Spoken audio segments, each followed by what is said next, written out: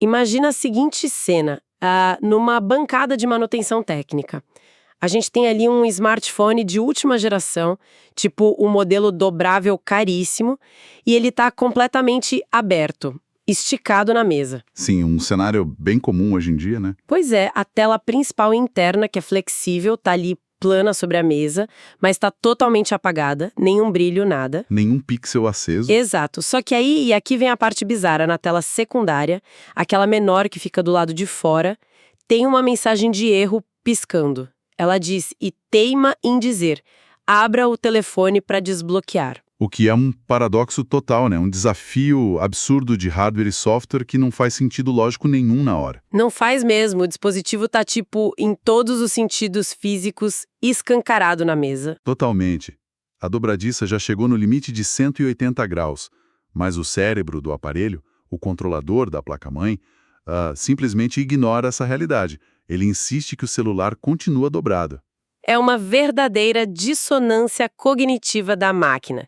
Para quem está ouvindo a gente tentar visualizar a frustração de um técnico vendo isso, é como estar de pé, no meio da sua própria sala de estar, e o sistema inteligente da casa mandar uma notificação dizendo: por favor, entre na residência para desativar o alarme. Nossa, ótima analogia.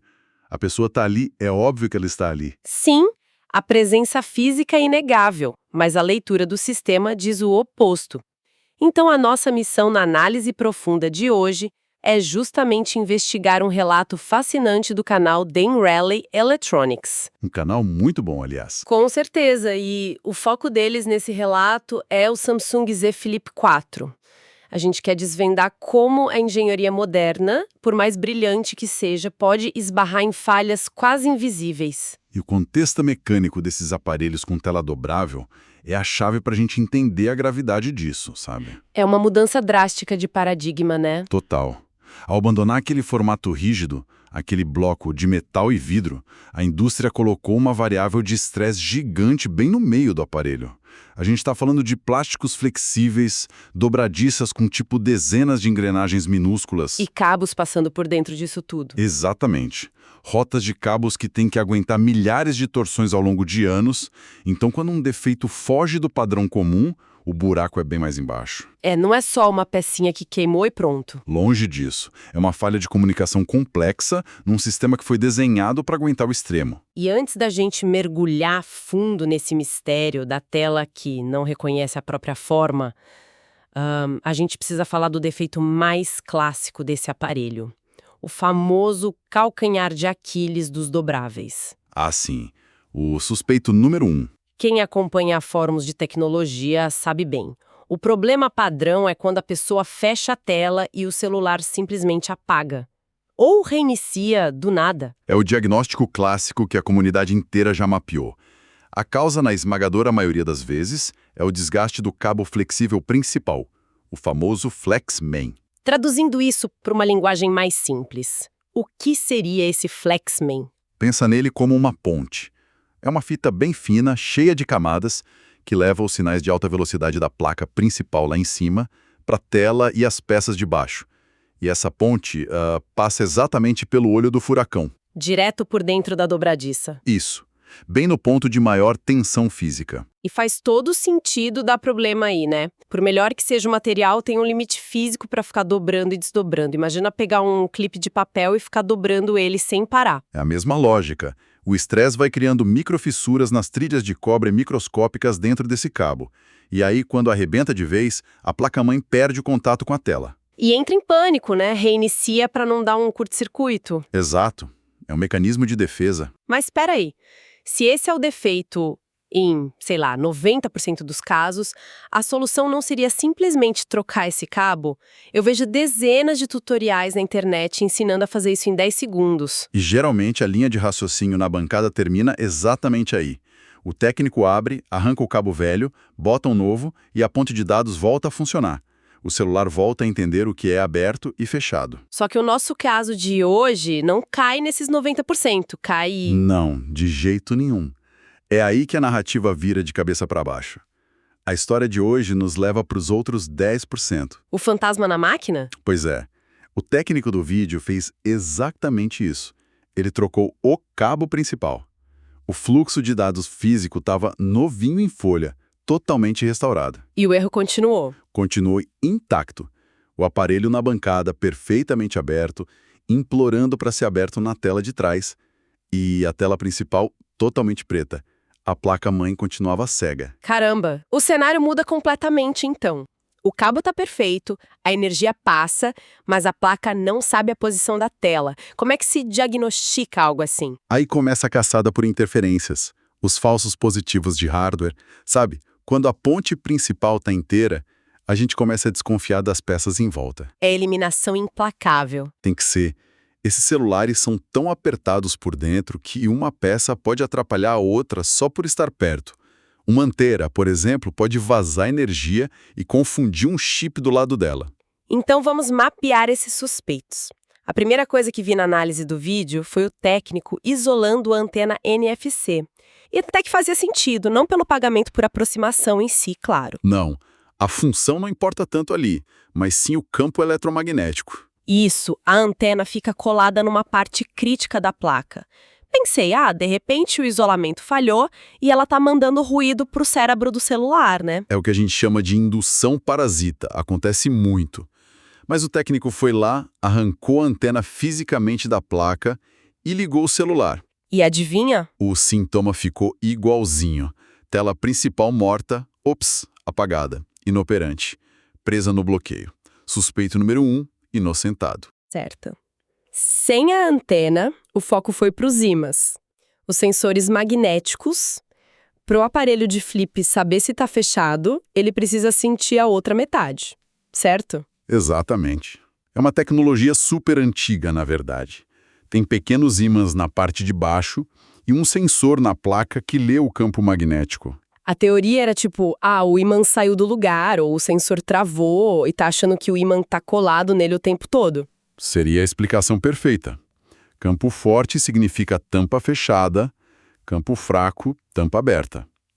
O técnico foi checar as voltagens desse sensor, isolou a peça e... Tudo normal. Tudo dentro do padrão. Nenhuma anomalia magnética. O defeito não estava ali. Eu lembro de ter lido nos fóruns no Reddit uma galera sugerindo que devia ter algum interruptor escondido, algum sensor secreto dentro da própria dobradiça. Os boatos da internet, né? Sempre. Mas vendo o raio-x daquele aparelho, essa teoria desmorona rápido. Se tem um sensor na dobradiça, ele precisa de um fio para avisar a placa, certo? E não tem nenhum fio saindo dali além do cabo principal, que já era novo. É uma restrição física simples. Não tem espaço na dobradiça para enfiar cabos extras de redundância. Então, o próximo suspeito lógico na bancada foi o giroscópio. O sensor de equilíbrio, digamos assim. Aquele que sabe se o celular está de pé ou deitado. Exato. A ideia era, se o giroscópio está quebrado, ele pode estar mandando dados tão absurdos de inclinação que o sistema entra em parafuso e trava a tela por segurança. Mas ele também foi testado, né? Sim, o processador de sinais do giroscópio foi isolado e testado. Ele lia a inclinação perfeitamente, mas na hora de ligar a tela grande, o sistema recusava. Caramba! E aí chegamos no momento mais tenso. É o que eu chamo de cirurgia de peito aberto na eletrônica. É hora da verdade. O técnico desmonta o celular inteiro, tira tudo, deixa só a placa principal isolada na bancada. Sem câmera, sem bateria, sem antena, sem sensor. Só o básico do básico ligado na tomada da bancada para dar vídeo. Isolamento total do mundo exterior. Ele aperta o botão de ligar e o erro persiste. A placa, completamente sozinha, sem a dobradiça, jura que o telefone está fechado. Se não tem sensor, se não tem cabo, onde que está o fantasma? É nesse ponto que qualquer pessoa técnica começa a suar frio. Eu imagino.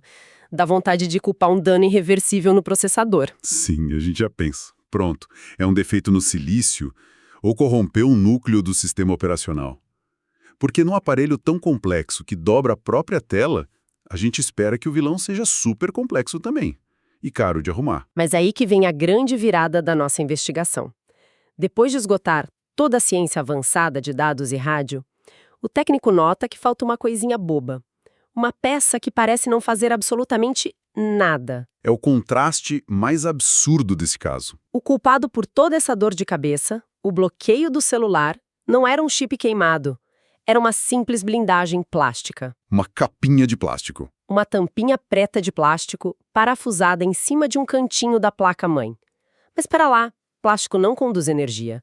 Não manda dado, não transmite rádio, ele isola. E para os leigos, parece só um escudo contra a poeira, né? Exato, mas o técnico pega essa tampinha, coloca de volta no lugar exato, dá o aperto no parafuso, liga a placa e... mágica! A placa acorda, a tela liga instantaneamente, o erro some. É como se o fantasma fosse expulso na hora. Sim, então se o plástico não conduz energia, a função dele não é eletrônica, é puramente estrutural, mecânica. Ele serve como um grampo, ele está empurrando algo para baixo, fazendo pressão. A sua dedução foi cirúrgica agora. É exatamente isso. Na engenharia moderna super apertada, eles usam muito o contato por pressão. Não dá para soldar tudo. Como assim? Eles usam uns pinos minúsculos de contato, parecem umas molinhas. O nome técnico é pogo-pin. Eles precisam ser esmagados com uma força constante contra a placa para fechar o circuito elétrico, para aterrar os componentes, sabe? Ah, entendi. Deixa eu tentar fazer uma analogia mecânica aqui para ver se fica claro. Pensa no braço de um violão. Certo. A corda de aço precisa ser apertada pelo dedo do músico contra aquele ferrinho, o traste, para fazer o som afinado. Sim, senão o som sai abafado. Isso. Se o dedo não apertar com força suficiente, a corda fica frouxa, vibrando no vazio e o som não sai. A tampa de plástico faz o papel do dedo. Sem ela empurrando as molinhas, os contatos microscópicos ficam meio soltos. Eles não tocam firme no metal da placa. A analogia é perfeita.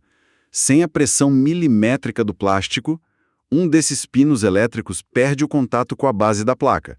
E na eletrônica digital, quando um pino fica assim, solto no ar, a gente diz que ele está flutuando. Flutuando. E o que acontece quando ele flutua? Ele não é nem 0 nem 1. Não é ligado nem desligado. Ele vira uma mini antena. Uma antena. Ele começa a captar todo o ruído elétrico e magnético que o próprio processador do lado dele está gerando. É um chiado digital absurdo. Caramba! Então o cérebro da tela tenta ler o sensor, mas só escuta um ruído aleatório. Exato. A informação chega toda fragmentada. Isso explica tudo. Explica por que o software não ligava a tela. O sistema operacional, na verdade, estava funcionando perfeitamente. Ele estava fazendo o trabalho dele. Sim, ele estava rodando uma rotina de segurança implacável. Se a informação está confusa porque o pino está flutuando e pegando interferência, o celular assume o pior cenário possível. É o famoso fail-safe, o modo de segurança. Na dúvida se a máquina não tem 100% de certeza que a tela está segura e totalmente aberta, ela se recusa a mandar energia. Ela prefere cortar a luz da tela principal do que arriscar queimar os pixels ou causar um dano físico. E a genialidade dessa investigação toda é justamente conectar esse bloqueio super avançado de software com uma folga mecânica invisível. Faltou 1/10 de milímetro de aperto numa tampa de plástico e o sistema inteiro entrou em colapso preventivo. É um nível de sensibilidade que chega a assustar, não acha? Assusta muito. A gente tende a achar que o problema de um celular é sempre um algoritmo travado, um código mal feito. A gente virtualiza o aparelho.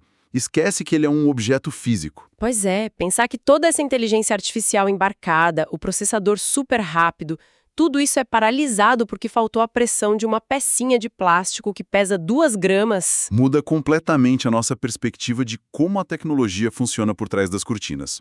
É um balé muito delicado de física pura.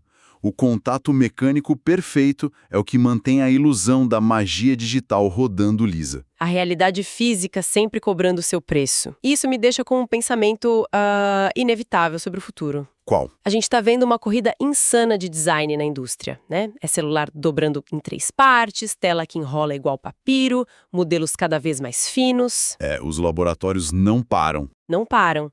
Mas enquanto a estética fica mais espetacular, os bastidores ficam cada vez mais apertados. Mais pinos flutuantes possíveis. Se a gente já está num nível onde 1 milímetro a menos de pressão apaga um telefone de milhares de reais... A fragilidade só tende a aumentar. Exato. Será que a busca por essa inovação visual extrema não está criando uma geração de dispositivos frágeis demais? Aparelhos que vão depender de truquezinhos mecânicos cada vez menores e mais invisíveis só para não entrarem em pânico e continuarem funcionando? É uma reflexão muito válida.